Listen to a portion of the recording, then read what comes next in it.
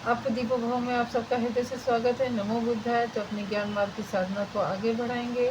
और जैसा कि आप देख रहे हैं कि कई कई राज्यों में वर्षा ऋतु तो बहुत ही ज़्यादा भयंकर प्रकोप और प्रलय ला रही है और जीवन अस्त व्यस्त और त्रस्त हो रहा है। तो यही सब कारणों को देखते हुए गौतम बुद्ध जी, उस समय तो ज़्यादा जनसंख्या नहीं थी, जंगल बहुतेरे थे और वर्षा ऋतु में जो जीव जंतु रहते हैं वो भी आश्रय गुफाओं में करते थे। तो ये बहुत से कई ऐसे कारण थे कि वर्षा ऋतु में गौतम बुद्ध जी एक ही स्थान पे अपने जो मठ रहते थे या जो आश्रम बनाए थे वहीं रहते थे। और वो जो उनकी खाने पीने की व्यवस्था रहती थी या जो थोड़ा बहुत जो ग्राम के लोग रहते थे नगर सेवक के घर से या फिर मतलब इस तरीके से थोड़ी बहुत व्यवस्था कर दी जाती थी भिक्षुओं के लिए, बुद्ध जी के लिए। और वो लोग आश्रम में ही, मठ में ही अपने हाथों से अपना भोजन सात्विक रूप से बनाते थे, क्योंकि भोजन का भी एक बहुत बड़ा नियम धर्म रहता है। और हमारे जो जीवन है, सन्यासी जीवन या योगी जीवन, उसमें भोजन का बहुत ही महत्व रहता है। तो वो हम जैसे संसारिक लोग हैं, गृहस्थ लोग हैं, वो बार बार खाना नहीं खाते हैं और ज़्यादातर वो भोजन को नियंत्रित रखते हुए अपने शरीर और मन को भी नियंत्रित रखते थे। ऐसा विज्ञान है, आज विज्ञान के शोध में भी मिलता है कि अगर हमने भोजन को नियंत्रित कर लिया तो हमारा जीवन, हमारा जो दिनचर्या है या फिर हमारा जो जीवन है, सब कुछ उसी पे निर्भर है। अगर हमारा पेट स्वस्थ रहेगा तो बहुत सारी बीमारियां हमसे दूर रहती हैं।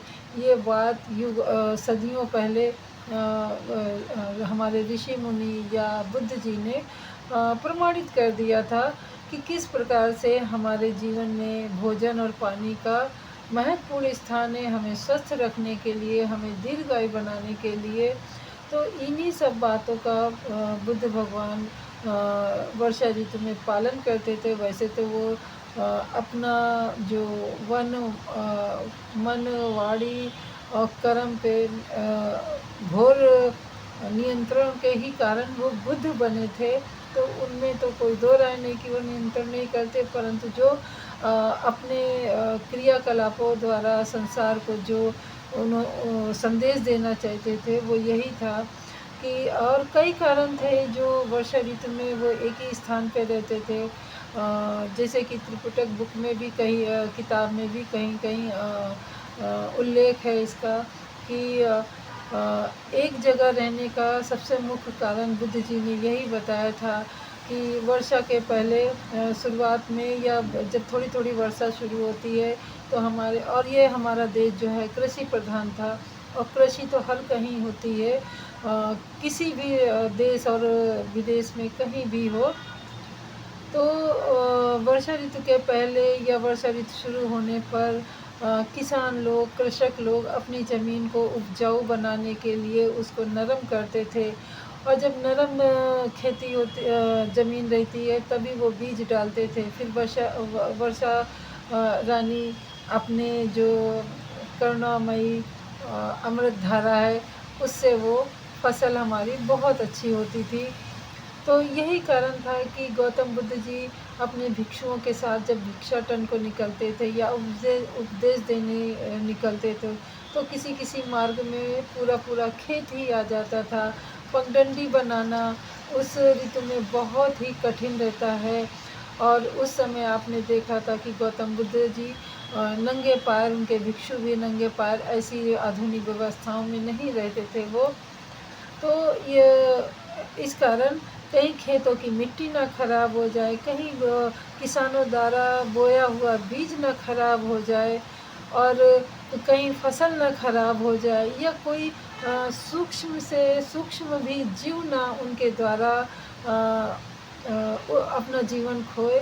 ये सब छोटी छोटी, बहुत सारी छोटी छोटी बातों को ध्यान में रखते हुए और किसी भिक्षु को जैसे बहुत जल्दी बीमारियां जैसे अभी भी है, अगर किसी की इम्यूनिटी पावर कम रहती है तो उसको सर्दी जुकाम बहुत जल्दी हो जाता है, फिर बुखार आ जाता है।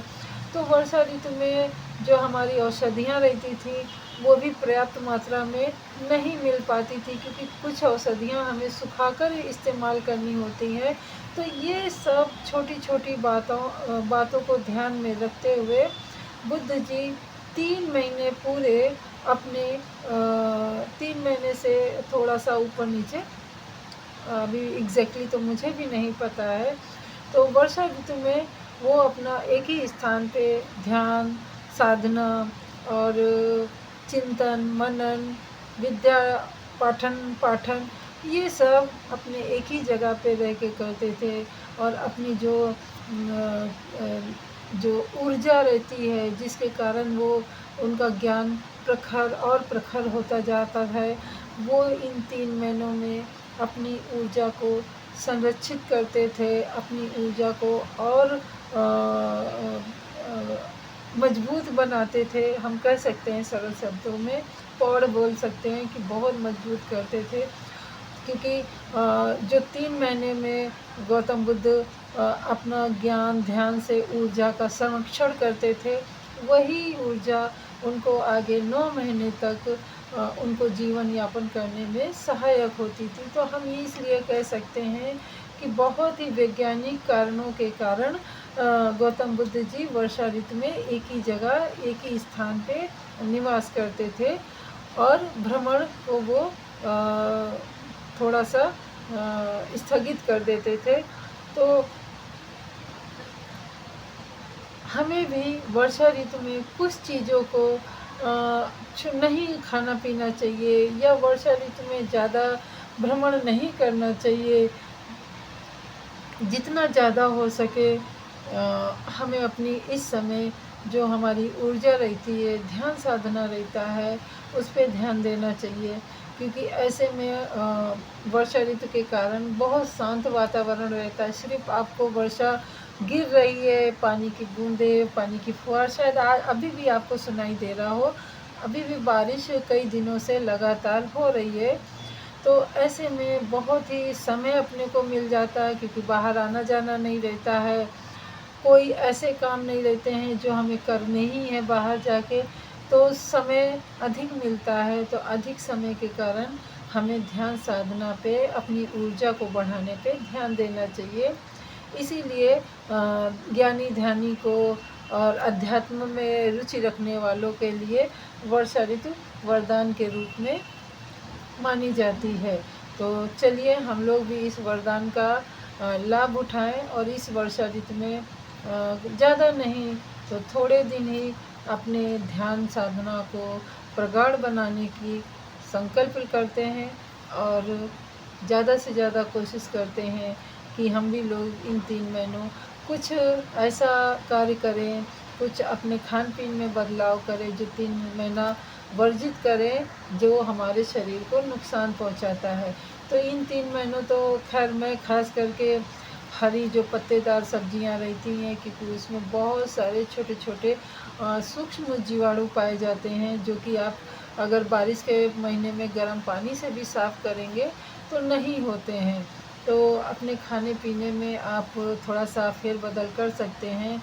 ज़्यादा से ज़्यादा आप दालें हैं, या फिर जैसे कि लौकी, कद्दू, तरोई, या फिर अरबी है, यानी कुदरत ने हमें मौसम के अनुसार हर चीज़ें दी हैं। आप जैसे देखते होंगे कि इस समय ज़्यादा पत्तियाँदार सब्ज़ी होती है, परंतु हमें सेवन इसका बहुत ही ध्यानपूर्वक करना चाहिए। बाकी गर्मियों में है उस तरीके का भोजन होता है, और इस समय जैसे कि भोजन में क्या खाना है, क्या नहीं खाना है, हम अगली वीडियो में बताएंगे। तो मिलते हैं अगली वीडियो में। मैं अपनी वाणी को यहीं पे विराम देती हूँ, और आपका भी मंगल हो, हमारा भी मंगल हो, और प्रकृति के समस्त प्राणियों का भी मंगल हो, ऐसी मंगल कामना रखेंगे। और वर्षा ऋतु सबके लिए लाभकारी हो, ऐसी भी हम मैत्री कामना करते हैं। तो मिलते हैं अगली वीडियो में, तब तक के लिए नमो बुद्धाय।